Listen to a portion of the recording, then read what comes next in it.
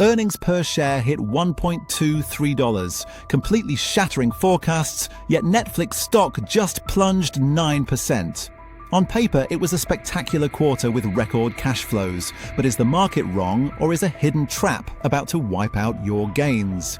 Through sound stock market analysis, we uncover the truth behind this 9% downward repricing. Relying on optical beats puts your entire investing strategy in danger.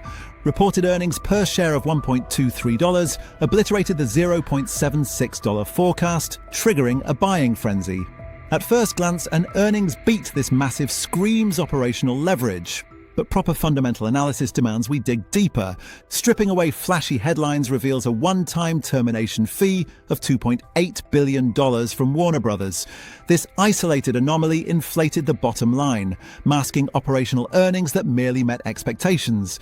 This $1.23 optical illusion tricked retail investors who fled when analysts unpacked true earnings quality. A core investing pillar dictates that isolated windfalls are never recurring cash flows. You must scrub income statements because trading on distortions like that $2.8 billion anomaly leaves portfolios stagnant. This rule is powerful. To grasp this downward repricing, stock market analysis must shift toward profitability.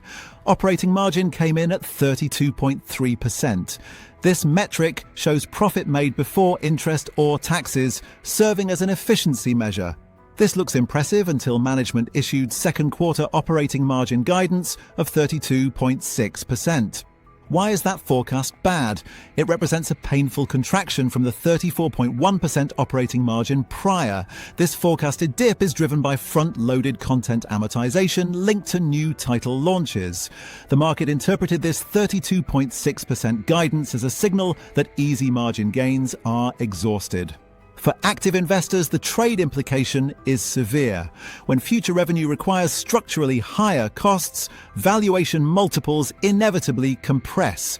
This mathematical reality brings us to the elephant regarding the 9% drop and future strategic direction. Co-founder Reed Hastings steps down from the board in June 2026. Markets despise executive uncertainty, especially during operational pivots. Management expanded their competitive landscape, shifting from traditional premium streaming to battle open platforms like TikTok and vast ecosystems like Roblox. Competing in short-form video requires completely new infrastructure, moving the company far outside its historic 34.1% margin comfort zone. This ambition is exposed by their gaming application, Netflix Playground, launching on April 28, 2026. Transitioning to interactive platforms introduces different production risks to their established 32.3% margin. The market fears this initiative could drag down the return on equity, which measures profit generated from shareholders' capital. To streamline mounting costs, they acquired Interpositive, an artificial intelligence firm optimizing back-end production pipelines. While forward-looking, this technological pivot underscores massive upfront investments required before 2026. An established streaming moat absolutely does not guarantee victory in today's saturated attention economy. While forcefully building these new revenue pillars, the company walked away from the Warner Brothers transaction, choosing instead to pocket the $2.8 billion termination fee. This disciplined capital allocation boosted overall liquidity and directly funded share buybacks totaling $1.3 billion during the first quarter. Furthermore, the total liquidity pool now sits at a massive $12.3 billion. While repurchasing shares provides a short-term pricing floor, institutional investors question if the company has hit an organic growth ceiling. Without transformative industry consolidation, that vast cash pile becomes an anchor on capital efficiency rather than a growth weapon. This strategic void explains their controversial push into live sports broadcasting despite the 9% stock plunge, highlighted by the Tyson versus Joshua fight. Securing global broadcasting rights broadens platform value, but live events carry high production risks and unpredictable amortization schedules. The aggressive shift toward ephemeral live broadcast could structurally impair long-term free cash flow margins well beyond 2026. Free cash flow margin represents actual cash generated after accounting for necessary outflows to maintain their $12.3 billion capital assets. Proper fundamental analysis consistently means evaluating if management simply chases top-line revenue over actual bottom-line profit. To fund these expensive ventures, they rely on the expansion of their cheaper advertising tier. The ad-supported sign-up rate captured an incredible 60% share within available markets.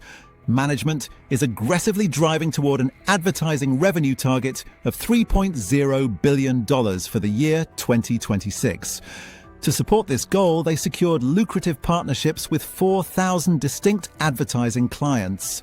However, this rapid adoption rate raises structural concerns about the dilution of average revenue per user.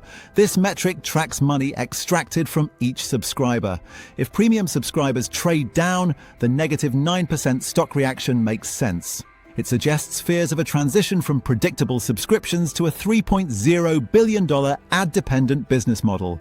Sound value investing demands you spot these business model shifts early. We see signs of this transition emerging within the macroeconomic context. Constant currency revenue growth stood at 14% year over year.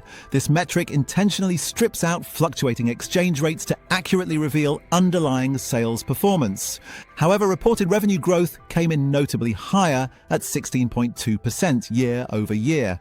This numerical divergence indicates that favorable foreign exchange movements artificially bolstered international revenue.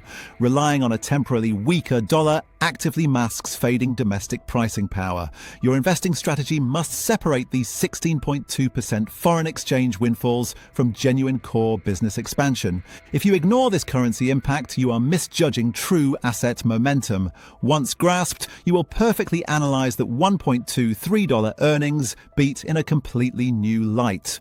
Why did Netflix plunge 9% after shattering earnings estimates? The headline numbers were a clever optical illusion, masking entirely flat core growth and a transition into a capital-intensive landscape. The ultimate truth is the easy streaming wars are over.